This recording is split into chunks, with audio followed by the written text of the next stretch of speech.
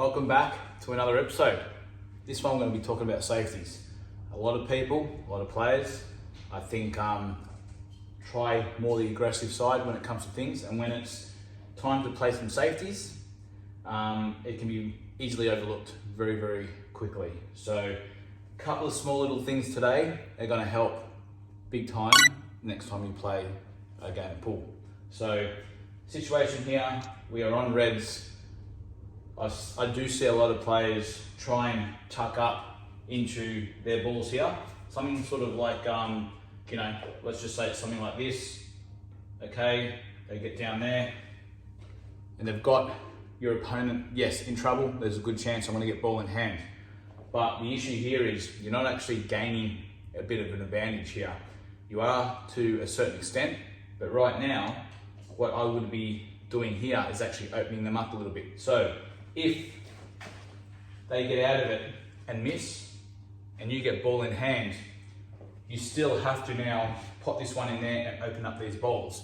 So if I was to play this shot and the white ball was down here, I'm literally just getting down, doing something like that, and you can see now I've opened up all of my balls. So when I get ball in hand, if I get ball in hand, and the thing is, the beauty about this one shot is, even if I don't get ball in hand, no matter where the white is positioned on the table, I'm going to have a good starter and I can finish the frame very, very quickly. So next time you're in a position like this, try and open up your balls. So if and when the player either fouls or they don't, you can pretty much finish the frame or gain a huge advantage in your next visit. They're in trouble. Another situation here, we're on reds, we're a little bit in trouble here, so you can try and pot this ball, come around off 1-2 rails into them, but why not play a bit of a safe shot here? In a way, you can get a nice snooker and also promote your balls again. So remember, when you're playing a snooker, try and promote your balls. So in a situation like this, I actually own this part of the table because I'm on reds. So what I'm going to do is I'm going to use this ball to try and open up these balls, and at the same time, lay a nice little snooker.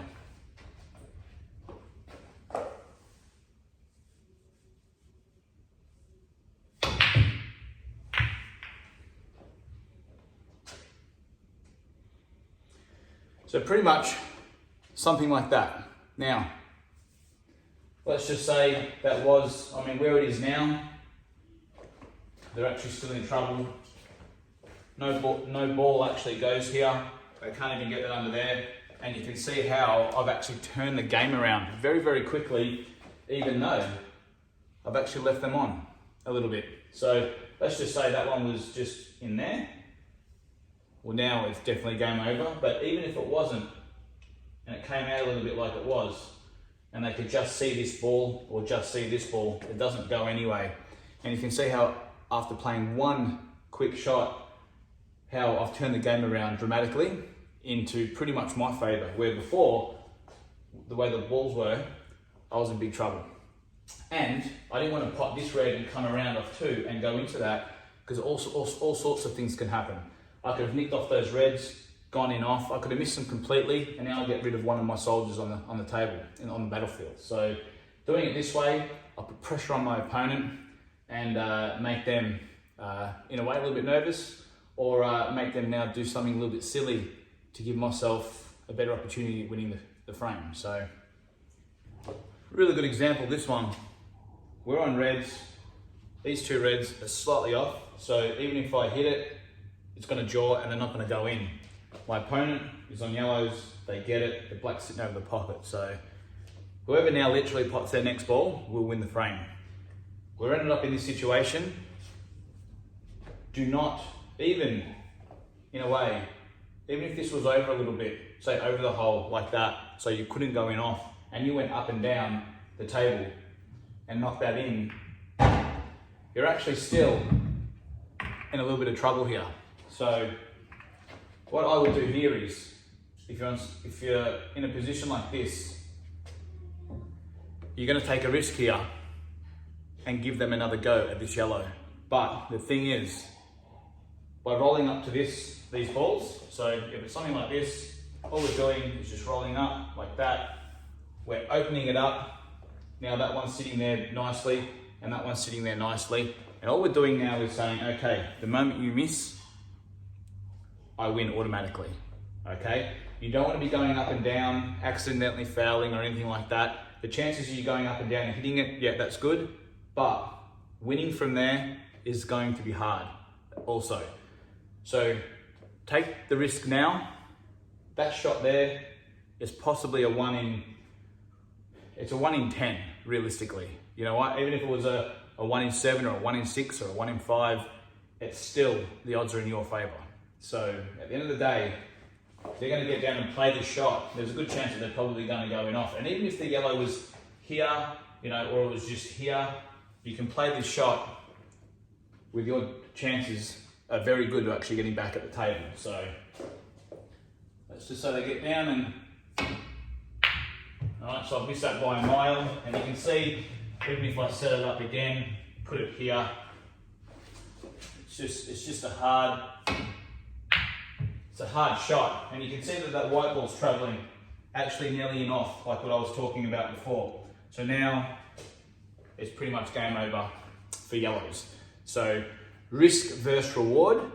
In this situation, the risk is definitely worth taking, because the reward, it's instant game over for them and instant win for you. All right, last one. We are on the 8 ball, and so is our opponents. We're not sure what to do here. You can try and obviously send the 8 ball back up the table here, but remember, like what we spoke about before, about leaving distance, this is another one like it. What we want to do here is, again, play a bit of a risky shot, but I think it will favour us more than our opponent. Because the shot that we're going to try and play anyway, by hitting the 8 ball up and down or playing a double, they're all low percentage shots. So what we want to do here is come off the back rail into the 8 ball, sending the 8 ball up either this direction or that direction. Hopefully not sit over a pocket. We're not going to hit it too hard, but the key is to get that white ball sitting as close as we can to the back rail, therefore leaving our opponents a long distance shot and putting it basically in our favour. So something like this. Play just to the side here with right hand side, like that. And you can see that was literally my first go at this, and I'm 100% happy with that. You know, now, yes, the opponent can get down and knock it in, but at the end of the day, you playing a silly double or some safety and try and get cute with it and then leave the ball over in the pocket. Playing shots like this, you'll be amazed how many times it works for you. Now, the beauty about it is that even if this was closer to the pocket and the white ball is sitting around here, just off the rail, it's still a very, very hard shot. It's hard on the Supremes. It's even harder on the 7-foot tables. So you got to remember that when we're playing on the Aussie tables, the 7-footers, that distance is even longer and it's harder as well. So wherever this ball goes, even if it's there and that white ball's out a little bit, that's still a hard shot.